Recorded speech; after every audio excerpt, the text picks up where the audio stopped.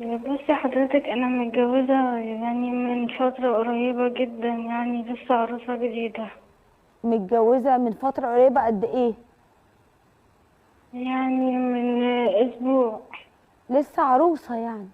اه، لسه عروسة جديدة. ولحق يبقى في مشكلة؟ ايه اللي حصل؟ ما المشكلة يا فندم ان انا يعني بصراحة من فترة الخطوبة وانا مش بحبه، بس اهلي كانوا متمسكين بيه جدا وما امم رضوش يخلوني افسخ. امم ولحد بعد الجواز ما مش عارفة يعني أعيش معاه، ومش عارفة، أنا آسفة في يعني التعبير، مش عارفة أعمل معاه علاقة. للأسف امم كل ما يقرب مني بمنعه. و يعني انت بقالك اسبوع عروسة، ما آه، حصلش لقاء زوجي بينك وبينه؟ لا خالص. انت رافضة؟ وال- نعم. انت رافضة؟ آه، يعني هو كل ما بيحاول معايا أنا بتصديه؟ بصده، بصده وبرفض وما بقدرش. طب انت بحاول أنا ليه يا نفسي. بنت الناس ما قلتلوش في الخطوبة بينك وبينه انا ما بحبكش؟ والله انا حاولت كتير يا استاذه مروه، بس هو ما حسبنيش امم واهلي ما رضوش يخلوني افسخ، ان انا قعدت مخطوبه 4 سنين يعني هو وللاسف كان دلوقتي. حاسس ان انت ما بتحبوش ومكمل؟ اه. طب انت في حد تاني في حياتك؟ لا ابدا خالص، والله خالص. ما فيش خالص في حياتي حد.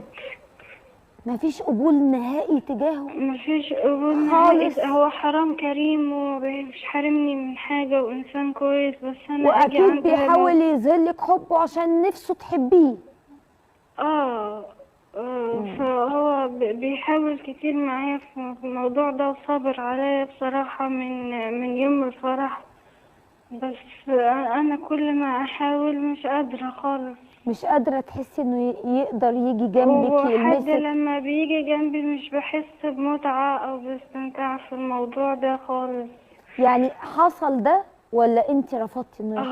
هو بيحاول، مش يعني هو بيحصل بس على خفيف. لكن انت ما زلتي على مش الزراعة. ما زلت بنت، أيوه.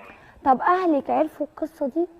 اكيد ايوه، اهلي الاهل عارفين في طبعا. سألوا ايه اهلي اللي حصل عارفين بس اهله مش وطمنونا. عارفين. اهلي اه. عارفين بس اهله هو مش عارفين، يعني هو مفهم اهله ان خلاص حصلت بينا حاجة. لكن مم. اهلي طبعا عارفين ومتضايقين جدا. طبعا ومش اكيد. عاجبهم الوضع. مم. وبعدين احنا هنا في الصعيد، فالموضوع ده عندنا مشكلة. طبعا اكيد اكيد مم. اكيد. ويعني انا زعلانه قوي قوي قوي من اهلك. زعلانه انك قلت لهم انا مش عايزاه وتغاضوا وتغاضوا عن كلام ربنا اللي من اهم شروط الزواج القبول. القبول ان نكون قابلين بعض، شايفاه وشايفني برضا. ازاي انتوا تغاضيتوا عن ده؟ تعرفوا ان في بعض المشايخ يقولوا ان الجواز ده غير صحيح، ويقولوا ان الجواز ده قدام ربنا غير معترف بيه. اصل الجواز مش ورق، ما بتجوزش بورقه. الجواز ليه شرطين اساسيين من يوم كده ما بدأت الخليقه، ومن بدايه الخلق واحنا عارفين ان الاهم حاجه القبول والاشهار والاعلان. فانت تفتقدي لاول شرط رئيسي من شروط الجواز وهي القبول. لازم يكون ليكي موقف سريع جدا، سريع مهما كانت النتائج، مهما كانت الحروب اللي هتدخلي فيها. كنت اتمنى ان الموقف ده يبقى من بدري، من قبل ما يتقفل علينا الباب. كنت اتمنى انك تكوني صاحبة رأي وتقولي مش هتجوزه، وتروحي تقولي له ما بحبكش، مش عايزة اظلمك، انا ما بحبش حد تاني بس مش قادرة احبك. الرسول عليه الصلاة والسلام لما راحت له امرأة تشتكي انها ما فيش قبول بينها وبين زوجها، قال لها ردي اليه حديقته. الرسول قال لا ارى المتحبون الا للجواز، يعني اللي بيحبوا بعض لازم يتجوزوا، فما ينفعش ان اللي ما بيحبوش بعض يتجوزوا. ده كلام رسولنا الكريم، كلام ديننا. لما راحت له ست تشتكي زوجها تقول له مش قادره اقبله، مش قادره، ما بحبوش، مش بايديا، مش انا مش زرار، انا مش آلة. قال لها ردي الي حديقته وسيبيه.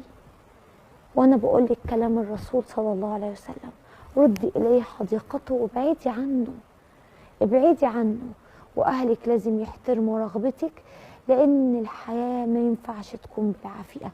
واتمنى انك تقولي له بمنتهى الصراحه، واتمنى ان هو يكون راجل وما يقبلش ان الست تكون عايشه معاه وهي ما بتحبوش. اتمنى منه واتمنى من اي راجل بيسمعني، لو حسيت في فتره الخطوبه ان خطيبتك مغصوبه عليك، بتعاملك وحش، واكيد انتوا يا رجاله فاهمين قوي الفرق الشاسع بين واحده بتحب وبتتمنى لك الرضا ترضى، وبين واحده بتعصر على نفسها ليمون عشان تاخدك، او بتعدي يعني مغصوبه قوي، او اهلها غصبينها.